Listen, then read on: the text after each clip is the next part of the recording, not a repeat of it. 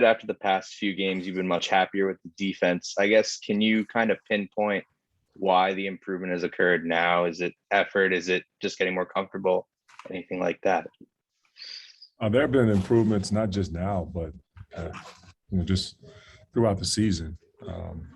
There are stretches when you have through your season where mistakes are made, and you feel that as a group you have areas you want to improve, and in order to improve on those areas, you have to work on it. And with that time of work, it become habits, and that's where we're developing habits. So just love, our guys are really dialed in to just want to come in the gym and improve. We try to become a dominant team on a defensive end. Coach, we'll move over to Jamal Spencer from WZZM TV in Grand Rapids. Coach, professionally, in your opinion, when you look at the film and you look at what Keegan Murray's been able to do this season, what do you see from him that makes him such an effective threat, such an effective scorer? First, you start with confidence. I feel his confidence level has definitely risen from last season. He's also gotten a lot of comfortable now that, guys like Wisekamp, Garza, those two guys were particularly the two that provided a lot of the scoring, or the majority of the scoring for their team. And with Keegan, you see it last season where he has the tools offensively, understanding how to play the game. Never was one of the guys that I saw that tried to, go outside of, the offense to try to get his numbers. And so now this year, a lot of offensive load is on his shoulders, and he's accepted that responsibility by putting in the work, from the experience he received last year, getting playing time, and now over the summertime, and with all the player development that I'm sure that he's probably been involved within the program. You can see that in games, he just looks so comfortable out there, and he's been able to score on the outside of the floor or as well as in the inside. And then, give him credit, he's comfortable putting the ball on the floor, creating his own shot. Coach, will slide over to Michael Cohen with the Free Press. Hey, Juwan, good morning. I was just curious, what the review process was like looking at the film from the Ohio State game with Musa, and did he feel like there were a lot of places for him to grow when you look back at the film? You're a freshman, so there's always areas for you to grow. And with Musa, with his attitude and mentality, he comes in with that, that disposition of, hey, how can I get better? Coach, I like to watch film. I want to get more shots up. He's the one that you got to lock the doors to keep him out of the gym, because, he has that attitude that I just spoke about with Keegan. He wants to improve, and he wants to be an elite level player, but he understands it takes work, and that's what makes Musa special. Did you find a way to lock the doors like you told us you were going to try? Yeah, I did on Sunday. I had help doing it. And then I asked the question yesterday, who still tried to come in here? And there were one or two players that still tried to come in, but they knew that was not allowed. They needed to get away. Man, that's your baby. Was boy or girl? Baby boy, 6 months old and giving me a handful every day. Man, congratulations, brother. Thank you, What's man. his name? His name is Joel. Joel. What's up, Joel? His name. Look at him. He looking. What's up, Joel? Oh, man. Hey, enjoy it, bro. Will do, man. Thank you. Once they get mine's age, man, you're going to want to give them back. I'm just joking. Beautiful, man. Congrats. Thank you. Coach, we'll move over to Nick Stoll from the Michigan Daily. Hey, Juwan. Iowa has a pretty quick pace of play, second most average possessions in the Big Ten. You do anything different to kind of prepare for that this week, whether that's, conditioning or different defensive approach? We watch it on film. We talk about it and put an emphasis on how it's important for us from, not being able to Well, I wouldn't say not be able to. Let me correct myself. We talk about, how the emphasis on getting back in transition, not taking any possessions off, where whether it's makes or miss, that we have to be sprinting and talking and try to make sure that we get matched up. Sometimes you're going to be cross-matched, but, it's important that we get a guy matched up on one of their players because they will make you pay if you don't. We'll move to Alejandro with Michigan Insider. Juwan, Phil Martelli was talking yesterday about how he feels the team needs to have more of a consistent bench presence.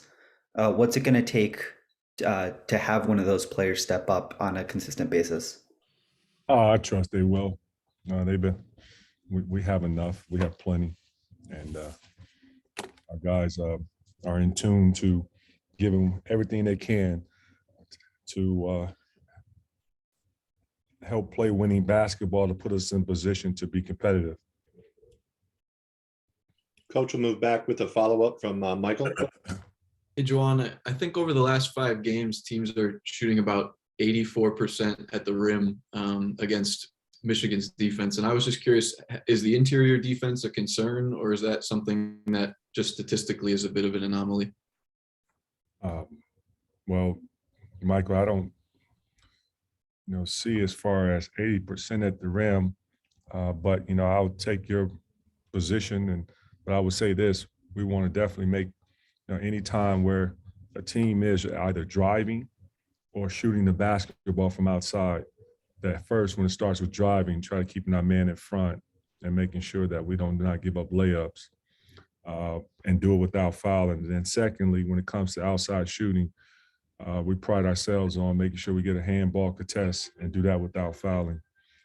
But any opponent you face in the Big Ten, they're not going to take it easy on you because this conference is that damn good. Coach, we're going to slide over to Pat Ruff from the Post Bulletin. He has a couple questions about Will Cheddar. Yeah, Coach, what's the development of Will been like? Obviously, he's taken a redshirt year this year. How has his development gone in these months you've had him? Oh, it's been great, man. Will is a culture guy inside and outside. His approach with this attitude on willingness to improve. He comes in every day when we are, whether we're practicing or when we don't have practice. You never have to worry about Will not coming in and getting in extra work. He's also done an amazing job in the weight room of staying in shape and working on his body and getting stronger. His attitude has been phenomenal within the team, whether it's in the locker room or whether it's in practice, just being positive and also feeding life to guys that are on the court when he's not playing. Will, when this time comes, I expect for him to be ready to come out there and compete. I trust that he's going to give it his all. And then I also love the fact that, I'm having an opportunity to have hands-on with his development.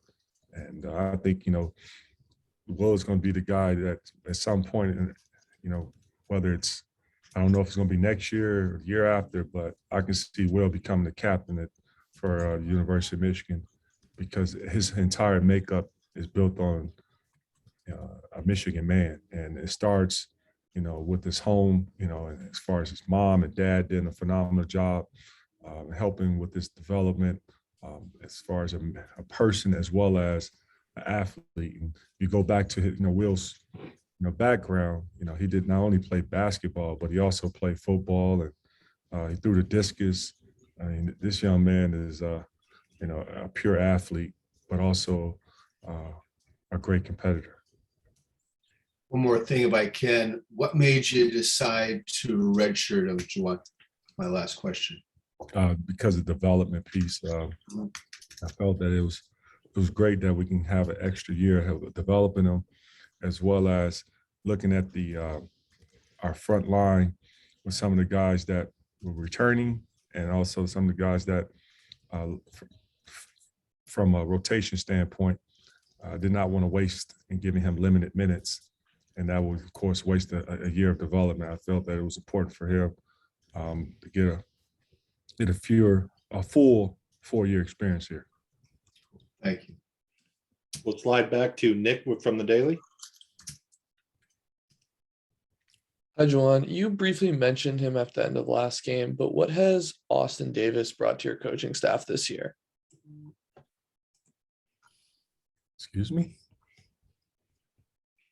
Austin Davis working with Sandman. Working with the team with Sanderson. Oh, Sorry. yeah, Sandman. It's the coaching staff. That's got to clarify that. Austin's been great, and he's been great.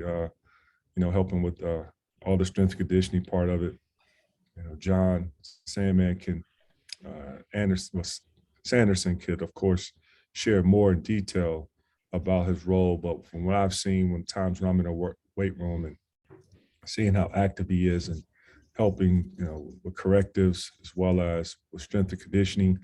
And then, on the court, it's been phenomenal and stepping in with stretching and plyometrics and teaching that aspect of it as well. So, I'm not surprised. Austin is, there's a lot of things that I mentioned about Will Shedder, sorry. I'm thinking about Teskey now, but I'm thinking about Will Shedder. Everything is what Austin is all about too. They're very similar in a lot of ways. I kind of joke with Austin a little bit this year about, you could have came back an extra year. He's always enjoyed that laughter as well. We'll slide over to Clayton Safey with the Wolverine. Coach, you guys are the top defensive rebounding team in the Big Ten. I just wonder what you like about the improvement there. I know, you talked about that as an area you wanted to improve earlier on in the season. Have you liked what you've seen lately? Well, we're going to keep chopping the wood. And that means in all aspects of whether it's defensive rebound, offensive rebounding, defense, any category within the defensive side of the ball, we're going to keep chopping the wood. And, it's based on energy and effort. And, I commend all our guys for just bringing it every day with energy and effort.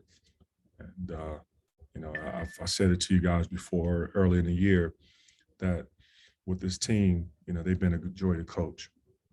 And they've all accepted of getting uncomfortable and then bought in to the culture.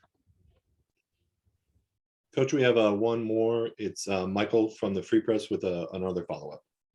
Hey, Juwan, with so many wings these days being able to play outside and inside, how challenging is it to defend those wing positions? And what are some of the keys to being a good defender against guys that can take you off the dribble, but also play down low if they want to?